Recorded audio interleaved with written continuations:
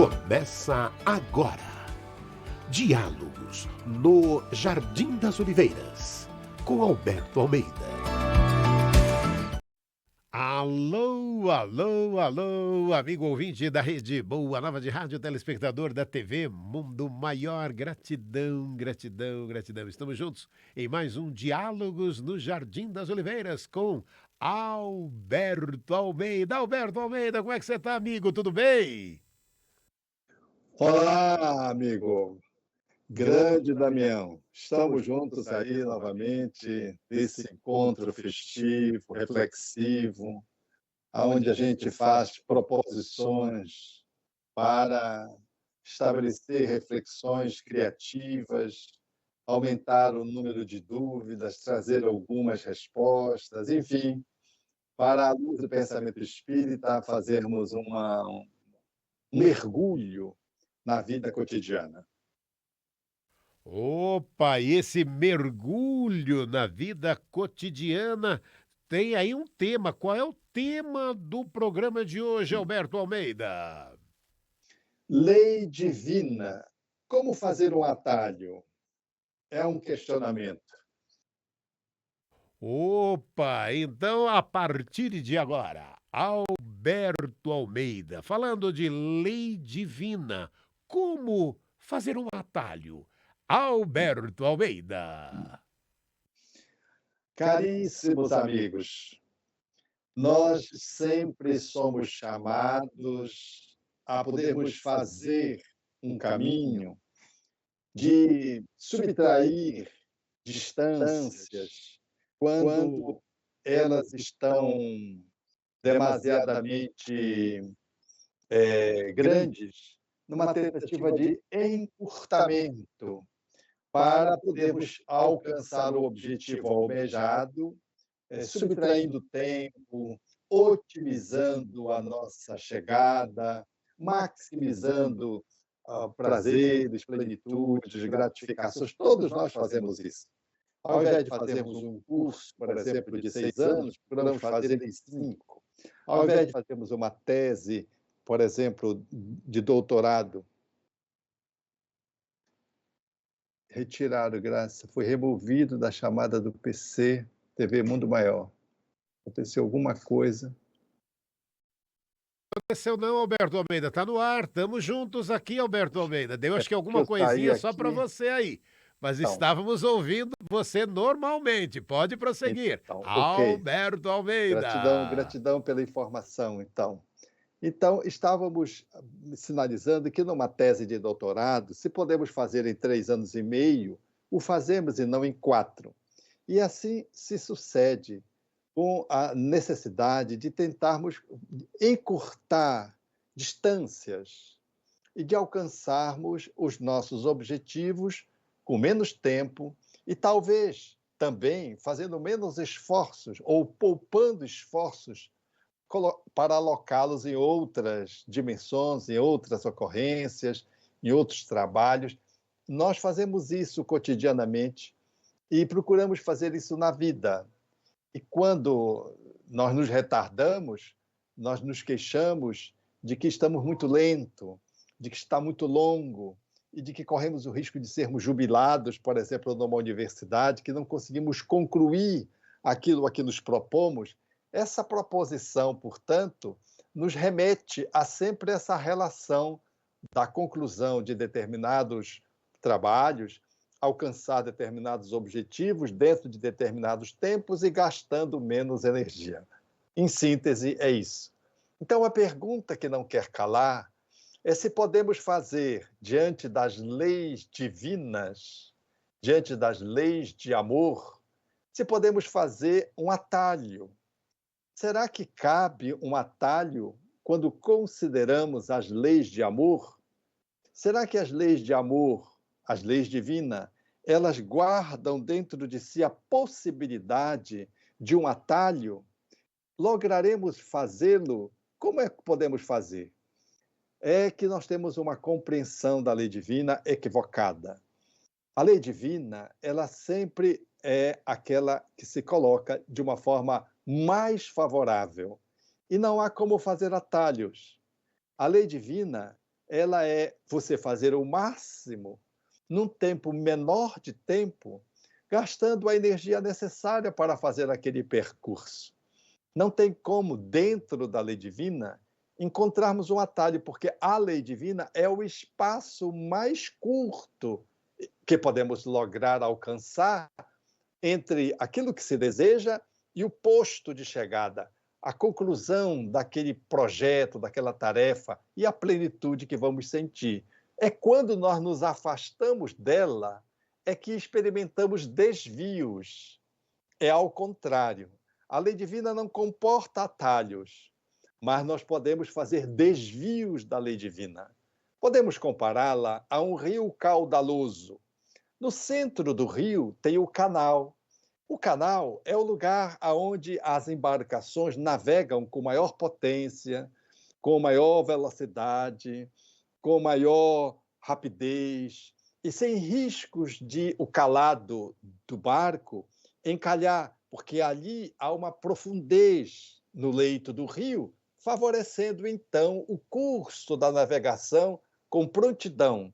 É o melhor ponto, é a melhor forma de navegar no rio. Assim a lei divina.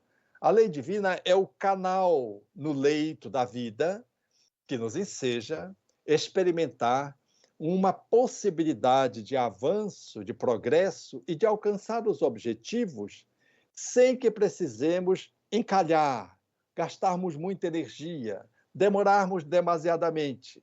Mas se nós nos afastamos do canal que está no leito do rio e vamos nos afastando, seja para um lado ou para o outro, na direção dos extremos, aí nós começamos a perder velocidade. Estamos entrando em desvios, nos afastamos da centralidade da lei de amor e começamos a experimentar meia boca, por assim dizer. Começamos a nos aproximar dos extremos e quanto mais próximos do extremo nós nos encontrarmos, maior é o risco de encalharmos, maior é a possibilidade de podermos sofrer uma avaria na nossa caminhada. É como se fosse uma estrada onde você tivesse o centro da estrada e tivesse o meio-fio. Se você vai no centro, você vai bem.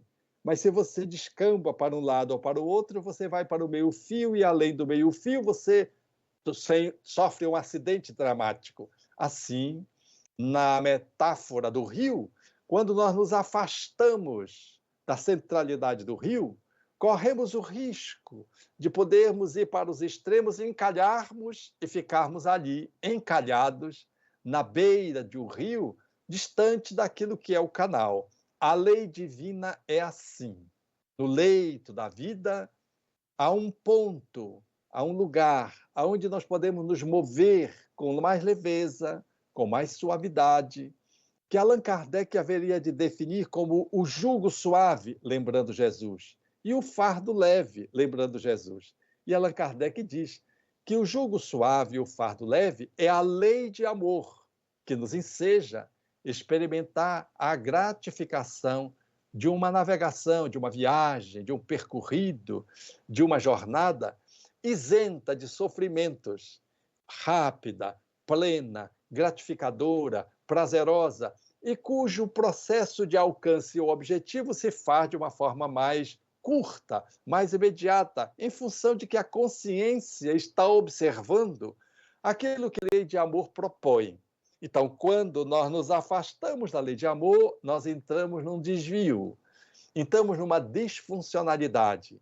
E aí, e é nessa circunstância que nos afastamos dos objetivos, gastamos mais tempo, às vezes ficamos paralisados, engatados numa circunstância, e depois tentamos procurar um desvio para voltar para a lei divina, sair do meio-fio, sair da extremidade do rio, para voltarmos e alcançarmos o canal, no centro do leito do rio, aonde a navegação se faz com seu fluxo normal. Então, a lei divina, que são as leis de amor, elas são a melhor coisa que podemos fazer para lograrmos alcançar os nossos objetivos, gastando o menos possível de esforço, todavia, o máximo de plenitude, e experimentando nenhum desconforto e o máximo de leveza, de bem-estar, de gratificação interna. Então, podemos aqui simbolizar para podermos demonstrar de uma forma prática e na vida cotidiana como é que isso se estabelece. Por exemplo, se você se magoa, a mágoa é uma saída do leito do rio, ou a culpa é uma saída do leito do rio, do canal. Você se move a partir do canal, escapa para um lado ou para o outro, ou para a mágoa, ou então para o ressentimento, para a culpa ou para o ressentimento. Essas duas movimentações aqui citadas, elas são desvios. Você deixou de observar a lei divina, encrencou-se com alguém, ou encrencou-se consigo mesmo. Quando você encrenca-se consigo mesmo, que você faz alguma coisa equivocada, você sente culpa. Quando alguém faz alguma coisa com você que você não achou justo, merecido, e você fica com raiva, com mágoa, com ressentimento, é uma relação de distanciamento do amor na relação com alguém que, presumivelmente, avançou o seu direito. Essas duas movimentações falam que você saiu da centralidade da lei do amor, que é o auto-perdão, para lidar com a culpa, e o hétero-perdão, que é perdoar o outro, para lidar com alguém que lhe magoou, ou que você se deixou magoar. Então, quando nós não conseguimos lidar com isso, e vamos pegar aqui a agressão que vem de fora, nós vamos experimentar situações muito interessantes, porque a gente não fala com a pessoa, às vezes a gente quer se vingar dela. Quanto mais nós nos distanciamos do canal, que é o perdão, mais nós saímos do canal no leito do rio e nos afastamos da margem, a tal ponto que se alguém nos magoou e a gente não consegue trabalhar isso e se envolve no ressentimento, no ódio e na vingança, quando você chega na vingança, você já encalhou. E aí você fica encalhado ali na vingança. Você está encalhado na vingança porque você se distanciou do leito, no canal, dentro do leito do rio, que é a lei do perdão. Quando a gente não perdoa, a gente engata, mais ou menos. A gente sai do circuito, vai caminhando mais ou menos, e se a gente deriva da mágoa para o ódio e do ódio para a vingança, aí nós encalhamos. E se nós nos vingamos, e se nós somos cruéis, aí que a gente encalha mesmo. E vamos ter que ser rebocados por alguém. Alguém vai ter que nos ajudar, porque nós nos perdemos de nós mesmos, porque não conseguimos perdoar alguém. Podemos passar séculos vinculados a alguém num sistema de ódio vingativo e cruel. Observamos os espíritos atendendo nas reuniões mediúnicas, às vezes eles estão centenariamente, às vezes milenarmente seguros num processo de vingança e do ódio, porque não perdoaram alguém ou não assim se perdoaram. Então, o perdão poderia parecer um atalho. Não, o perdão não é um atalho. O perdão é a lei de amor, de onde nós nos afastamos. Então, vir do leito do rio, rebocado por um corpo que vem disforme, rebocado por uma família que nos ajuda a nos recompor pouco a pouco, através das encarnações, a gente vai voltando para o leito da vida, nos aproximando do canal. Isso é o caminho de volta que a gente está fazendo. Não é nenhum atalho à lei divina, ao contrário, é uma reaproximação da lei divina, que não tem atalhos. É o caminho do perdão sendo feito lentamente de fora para dentro, ou seja, a gente vai sentir em nós mesmos as consequências, depois começa a perceber as consequências que ficou nos nossos familiares, depois as consequências que ficou na sociedade, e a gente começa a se recompor, primeiro com o nosso corpo, depois vai ajustando as nossas emoções, depois vai ajustando com as pessoas que nós prejudicamos ou que foram prejudicadas pela nossa culpa ou pelo nosso ódio vingativo.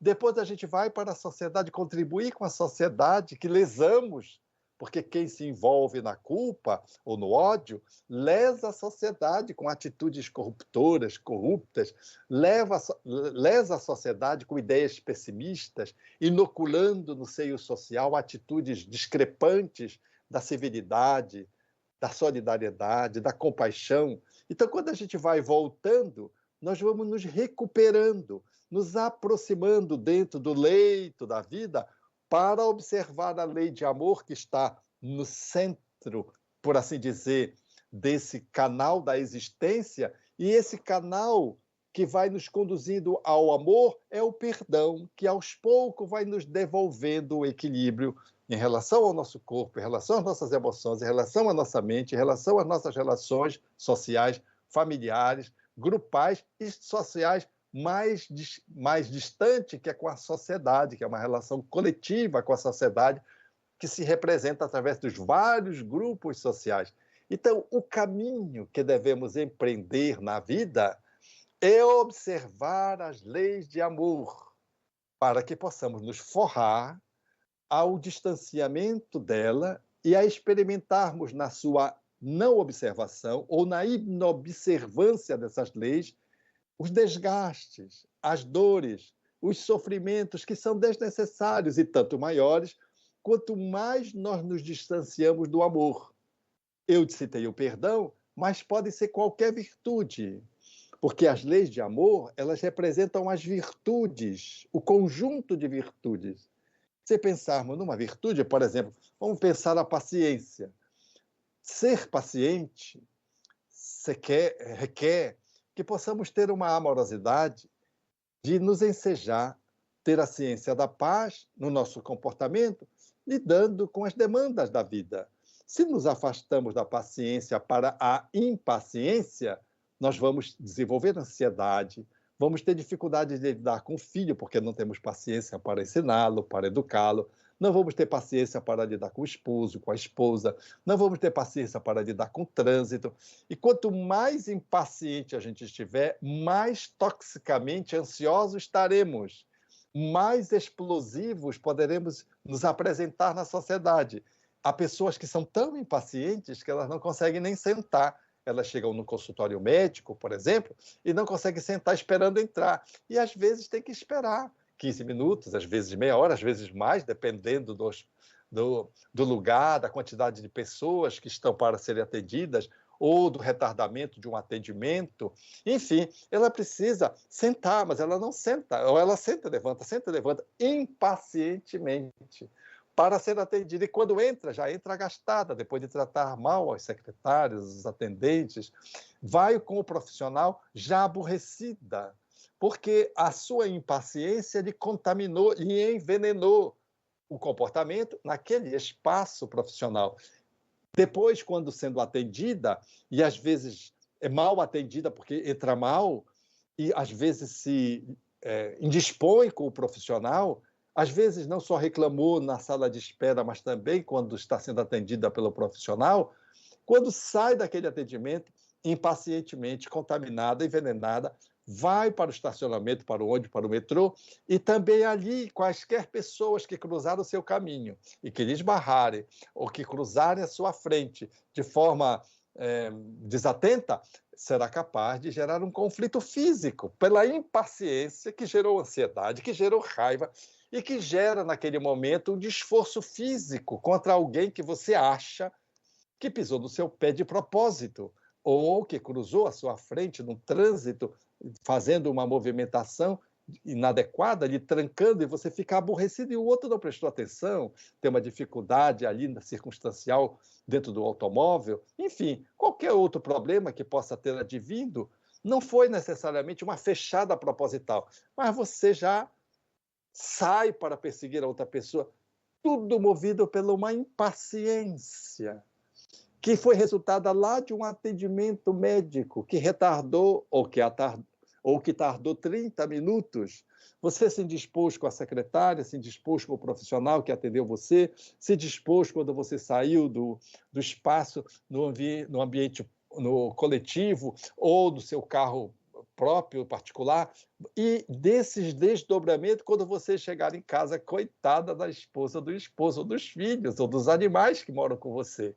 Porque a sua impaciência foi contaminando você e você chega em casa rabugento, agressivo, espinhoso.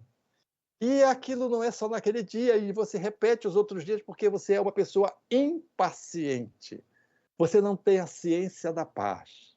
Ainda não conseguiu conquistar-se a si mesmo e se acerenar dentro de si próprio.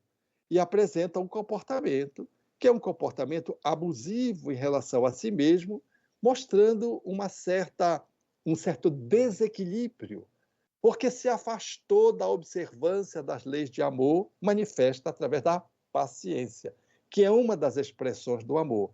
O amor tem 1000 nomes, chama-se paciente, chama-se perdão, chama-se tolerância, chama-se serenidade, chama-se solidariedade, são os diversos adjetivações do amor. Eu dei o exemplo da cólera, da culpa, da raiva, da mágoa, e eu estou dando agora da impaciência. E essas relações das virtudes com as nossas imperfeições, elas se entrelaçam com as outras. Todas as vezes que nós nos afastamos do amor, nós nos afastamos da paciência, nos afastamos do perdão, nos afastamos da tolerância, nos afastamos da beneficência, nos afastamos da caridade, nos afastamos, portanto, da ternura, porque nos afastamos do leito, do rio. Na centralidade está o canal, e no leito nós começamos a navegar para as extremidades, que são sempre dolorosas, sofridas, e tanto mais quanto mais distante eu estou da observação do amor manifesto através das virtudes. Então, a nossa reflexão de hoje é para dizer que a lei divina é o caminho mais curto, mais pleno, mais rápido, mais planificante e não doloroso. É o jugo suave e o fardo leve da expressão de Jesus. E de que tudo que fazemos na vida, tentando dar o cambalacho na lei divina, já é um desequilíbrio de alguém que está desconectado. Porque quem está na lei divina está na plenitude e não se afasta dela. Se escolhemos fazer um outro movimento, por infelicidade, nós nos afastamos. E quando nós nos afastamos, às vezes, ao invés de voltar amargando a colheita das consequências, a gente quer dar um cambalacho. E a gente acha que vai dar um cambalacho na lei divina e se distancia mais da lei divina porque passa os outros para trás, tenta nos auto-enganarmos, entramos na ilusão e vamos nos perdendo de nós mesmos na intolerância, na impaciência, na agressividade negativa, na brutalidade, no ódio, na vingança, nas expressões de frieza, de indiferença, de preconceito. Tudo esse conjunto que estou aqui assinalando são manifestações do desamor, do distanciamento da lei divina. A lei divina é, portanto, a síntese magnífica, magistral, que devemos observar para sermos felizes no cotidiano, para termos saúde física, para termos saúde emocional, para termos saúde mental e para termos saúde espiritual. Quanto mais nós cultivarmos a lei de amor, que Deus, por misericórdia, enviou vários emissários na Terra para nos ensinar como vivê-la, e trouxe em Jesus a maior síntese admirável das suas leis, nós, quando buscamos no Evangelho essas virtudes, ou em qualquer outro líder da humanidade, mas nós, com conhecimento espiritual espírita, temos em Jesus essa referência como principal.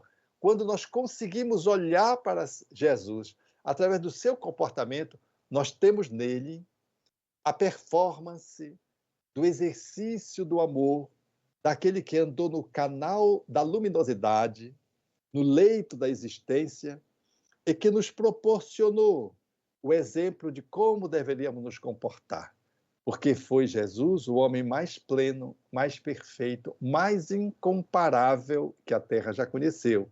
E quando seguimos-lhes nas suas pegadas, nós estamos experimentando o que ele experimentou no nosso nível de consciência. Porque Jesus navegava como se fosse, por assim dizer, um grande navio, né? E nós somos uma barcaça, que não vamos mais rápido porque somos pequenos ainda.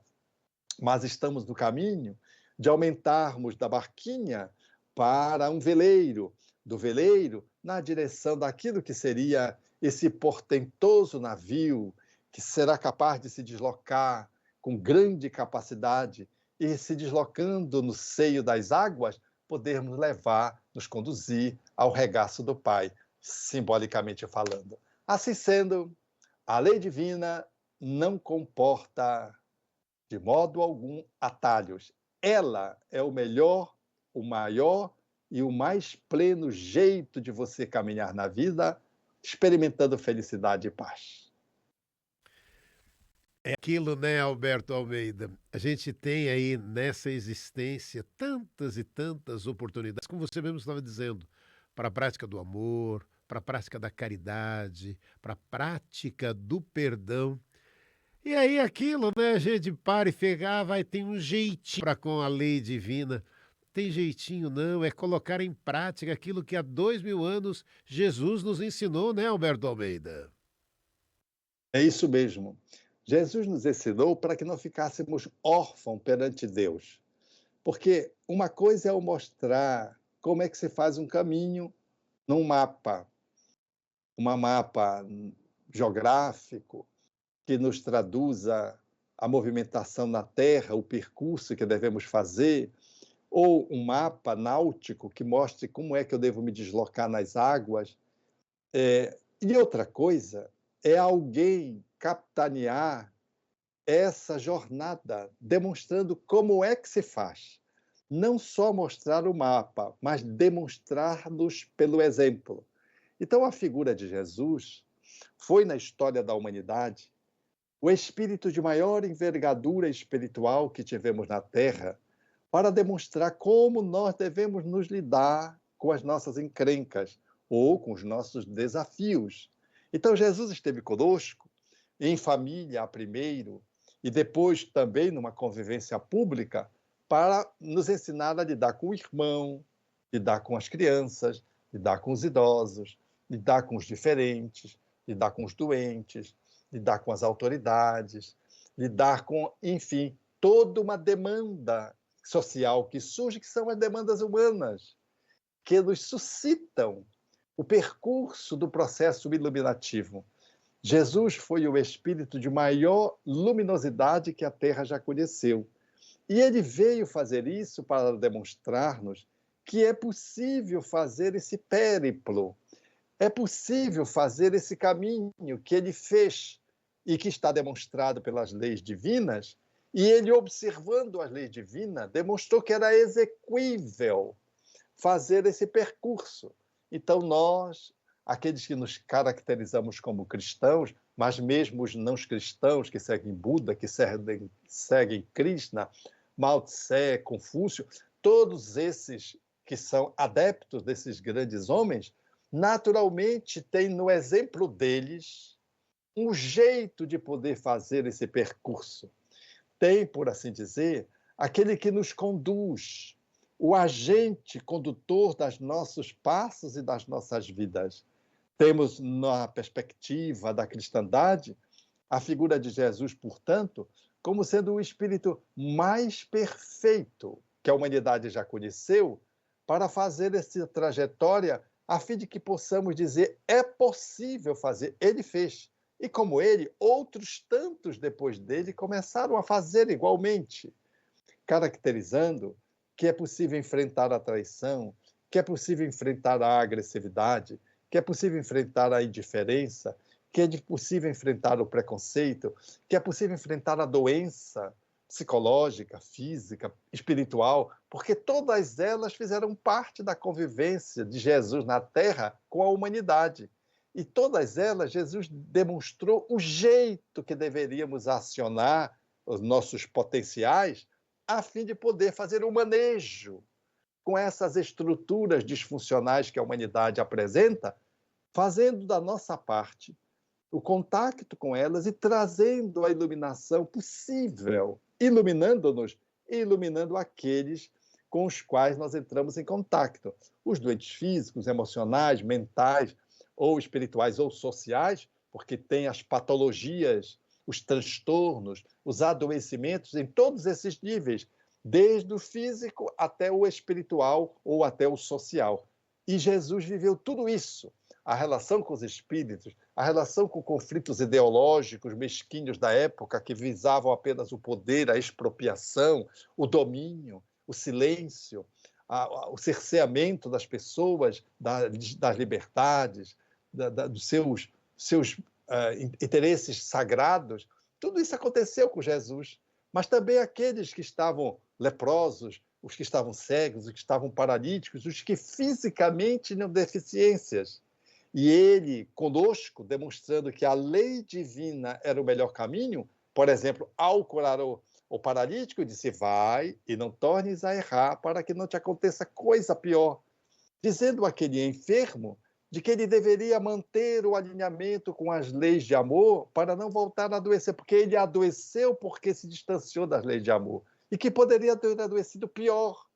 E assim, Jesus passou pela nossa estrada do tempo, deixando com marcas luminosas as suas pegadas, para que pudéssemos fazer o percurso a que todos somos chamados a fazer, a fim de que dentro de Deus, caminhando com Deus e para Deus, possamos alcançar a nossa perfeição relativa que nos é dada a alcançar através das múltiplas encarnações, vivenciando nessa existência o melhor que possamos fazer para aproveitar o tempo e alcançarmos os nossos objetivos. Alberto Almeida aqui com a gente hoje. E, Alberto Almeida, primeiro eu queria cumprimentar e agradecer todos os amigos que estão nos acompanhando de todo o país e também fora do país, né, no México, na Espanha. Muito obrigado a todos que estão nos acompanhando. Mas eu vou destacar aqui duas participações para que o Alberto Almeida possa aí clarear e ampliar ainda mais o tema de hoje. A Edna Gomes Baltazar, ela está em Tiradentes, Minas Gerais. E aí, Alberto Almeida, falam que quando acontece uma coisa ruim, tudo depois também é ruim, mas acabam se esquecendo que está na sintonia ruim. E a Emiliana Lopes, ela está em Campina Grande, na Paraíba. Alberto Almeida, ela diz o seguinte aqui, e essa agora dá para você ampliar muito, né? Como, Alberto Almeida, exercitar o amor, o perdão nos dias de hoje com pessoas difíceis, Alberto Almeida? O exercício do amor é um exercício diário. Desde quando levantamos, exercitamos o amor para podermos aprender a perdoar. Quando acordamos e o parceiro ou a parceira não nos corresponde a um bom dia, ou simplesmente nos trata com agressividade. Ali começou o exercício do perdão. Ao invés de transformarmos aquele momento de cumprimento não correspondido numa bola de neve que deve ir crescendo até a explosão no final do dia, nós podemos silenciá-lo, entendendo que a pessoa levantou com dor de cabeça, de que talvez ela tenha tido um mau sono, de que talvez tenha se conectado com espíritos infelizes e, por isso, inimigos nossos, e por isso não nos correspondeu à nossa saudação inicial, na posição de esposo ou de esposo, e o fez de forma desagradável, incivilizada, e nós ali, ao percebermos o que está por trás daquela pessoa que muitas vezes levantou sabe lá como, e dizendo para nós mesmos de que ela de si já está mal e de que eu não posso me contaminar com o mal que ela traz e devo manter atento, mantenha o silêncio respeitoso ao invés da cobrança. Por que você me tratou assim? Por que você não respondeu? Por quê? Ao invés dos porquês, eu faço o silêncio. E talvez faça um outro movimento de modo a que possa acolher a pessoa que levantou mal-humorada, ruim. Esse é um exercício de perdão. Ato contínuo, talvez um outro gesto de ternura, ali no campo da mesa de jejum, podermos fazer um afago ou um pequeno gesto que demonstre a nossa atenção para com aquela pessoa e não revide pelo que ela fez há poucos momentos, isso vai criando, então, uma atmosfera positiva, se não para o outro, que não aproveite, para nós mesmos, que não nos contaminamos. Não entramos na agressividade do outro, não passamos recibo para o outro que não nos respondeu ou nos respondeu mal, um bom dia, uma saudação amorosa, e a pessoa o fez de uma forma grotesca, respondeu de uma forma grotesca. Então, esse é o exercício. Então, o exercício do perdão ele se faz no cotidiano da existência. Foi por isso que Jesus colocou no Pai Nosso o perdão. Ele não colocou só o pão nosso de cada dia. Perdoa-nos. À medida que formos perdoando aqueles a quem temos ofendido, ele colocou no Pai Nosso, considerado pela cristandade como a oração dominical, para que pudéssemos estar atentos de que, assim como temos que trabalhar para ganhar o pão de cada dia e podermos nos alimentar o corpo, devemos exercitar o amor para garantirmos o perdão no cotidiano, a fim de que não nos engalfinhemos com os outros que nos agridem e não, a nosso turno, feramos alguém que vai, nesse cotidiano da vida, cruzando o nosso caminho, para que possamos, portanto, manter um alinhamento no campo da amorosidade, através do respeito, da civilidade, da atenção, da gentileza, da gratidão, coisas que fazem parte do exercício do amor, que cria uma atmosfera positiva para que possamos desculpar. A desculpa é um perdão pequeno. Alguém entrou, por exemplo, no elevador e não esperou você concluir, por exemplo, a entrada e fechou o elevador antes. Não segurou o elevador quando você estava se aproximando, a pessoa não teve a delicadeza ou não soube. E ali você já começou o exercício do perdão. Ele não deve ter visto, não tem habilidade motora, não conseguiu, estava distraído. Qualquer outro motivo que não seja, esse cara vai me pagar. Essa mulher, ela é demais horrível mesmo. Mas ela vai ver. Na próxima vez, quando ela estiver se aproximando, eu vou trancar a porta na cara dela. Eu já estou na vingança. Quando estou convidado a exercer o perdão, eu já estou cultivando, numa perspectiva de futuro, profeticamente, uma vingança. Então, o exercício do perdão não é algo que se dê fora do cotidiano. Ele se dá dentro de casa, à medida que a gente vai saindo na rua, no trabalho. Enfim, quando tiver uma pessoa convivendo conosco, e mesmo que não esteja convivendo, a gente esteja no celular, nós estamos interagindo com o mundo virtual, estamos agredindo ou nos sentindo agredidos, deixando-nos agredir.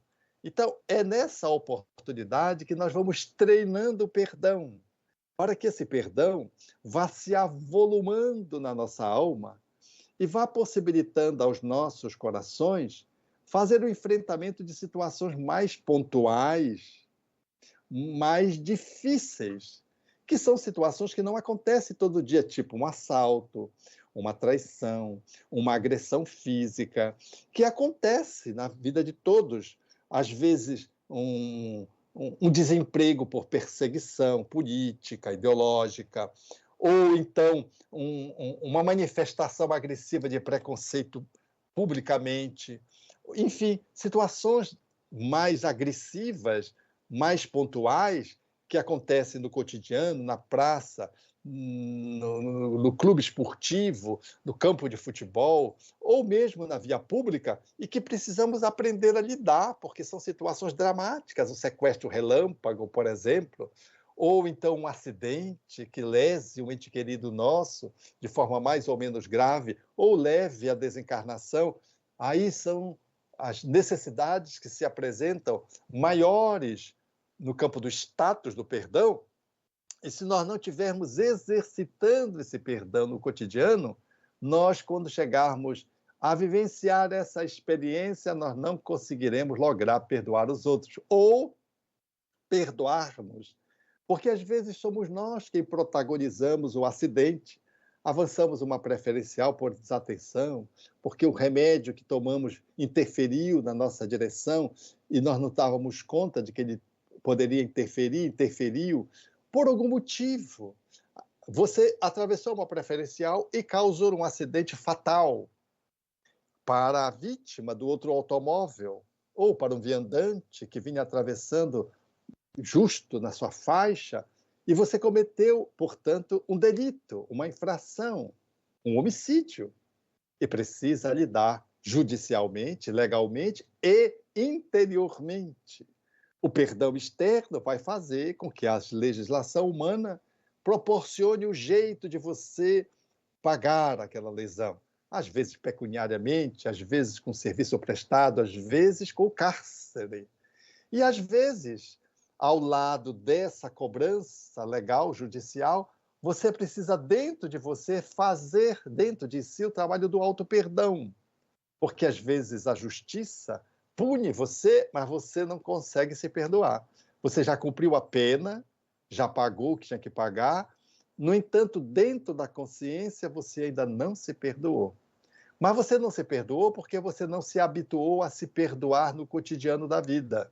As várias situações que aconteceram na vida, você é implacável com você, severo demasiadamente com você, automortifica-se, autoflagela-se diante dos pequenos equívocos que você faz. Se você faz isso, você não tem o hábito de se auto-perdoar, que não é passar pano em você, que não é você ser conivente com você. Não estou dizendo isso.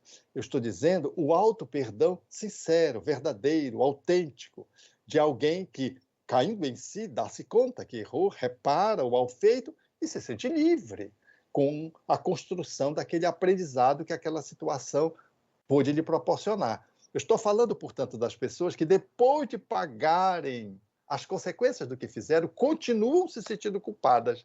E continuam porque esse foi o estilo de vida que sempre tiveram na vida. Nunca se perdoaram, mesmo pelas coisas mais banais, a derrubar um copo e quebrar o copo, por exemplo, na casa de um amigo, e você não se perdoa porque fez isso.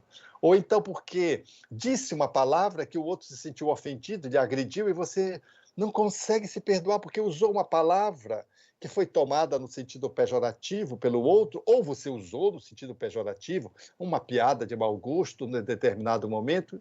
Às vezes a gente perde o amigo, não perde a piada, a gente diz assim, eu perco o amigo, mas não perco a piada. Às vezes você perde o amigo mesmo. E não se perdoa porque usou aquela piada, não se refaz, não pede desculpa, não se desculpa perante si mesmo e diante do outro, enfim, você fica encalacrado em você. Aí quando veio uma situação pontual, momentosa, você encalha e não consegue auto-perdoar-se, porque você foi, ao longo da vida, muito severo com você. Então, todos nós precisamos aprender o perdão do exercício cotidiano. A princípio, em terreno neutro, ou seja, com pessoas que não têm nada a ver conosco. A gente vai exercitando, treinando, para nos habilitarmos a perdoar aqueles que convivem conosco. Porque as pessoas mais difíceis para perdoar são aqueles que convivem nas relações afetivas conosco, que têm vínculos, e que subtrai esses vínculos, corta esses vínculos, nos abandonam, nos rejeitam, nos trai. Alguma coisa desse naipe e que nos mexe profundamente porque era alguém que estava vinculado-nos a nós. O bombozeiro, o pipoqueiro, a pessoa que passa, você não as conhece. Ela, você pode treinar o perdão porque está num terreno neutro, mas num terreno sagrado, quando alguém lesa você, ou quando você lesa alguém, aí nós vamos ver se você vem treinando perdão, se você tem estatura para auto-perdoar-se e para perdoar o outro. De modo que a lei divina é o caminho mais pleno que podemos experimentar, fazer e exercitar para que a nossa vida seja uma vida cheia de graça. De graça não é porque Deus está dando ao menor esforço, não.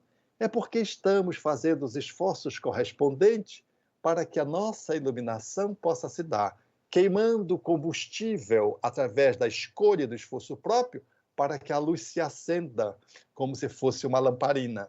É as virtudes em que vamos treinando por escolha e com esforço próprio e as consequências positivas se fazem em nós e em torno de nós, para aqueles que convivem conosco. Deixa eu trazer aqui, Alberto Almeida, Maria dos Santos, dizendo perdão nos liberta. Gratidão, Alberto Almeida. O Pedro Paulo Pereira, o melhor atalho e mais difícil é o do amor. Estou nessa trilha no momento. A Carminha Vieira, muita sabedoria nessa manhã. Tudo se resume em amor. Sem amor nada seremos. Gratidão pelos ensinamentos de sempre. Terça-feira já é especial para mim, porque sei que vou receber essa motivação para continuar me esforçando para ser melhor que ontem. Deus abençoe você, Carminha Vieira, de Angra dos Reis, Rio de Janeiro. 30 segundinhos, mensagem final, Alberto Almeida.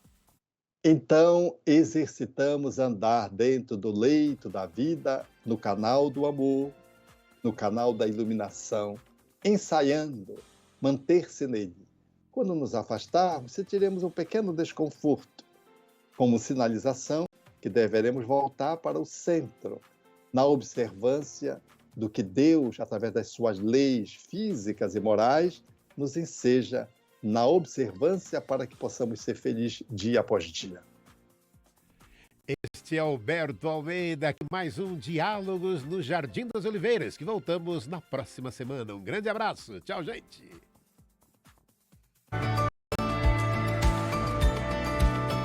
Você acompanhou Diálogos no Jardim das Oliveiras, com Alberto Almeida.